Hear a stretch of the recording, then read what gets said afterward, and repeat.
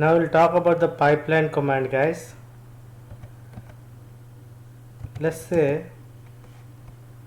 if I want to execute two commands in a single line, then I can use pipeline notepad. Then the calc is open, notepad is open. So this command is useful when we have used in the command injections too, guys. Like, I don't have to tell you, the if you learned my web application security testing course, like you would have understood like how it can be useful. I'll cover this in the later session, because in this session you may not be understanding it. We're gonna take the command of one output and we are passing it to the next command, guys. Based on that, this we can show it later, guys. Pipeline command.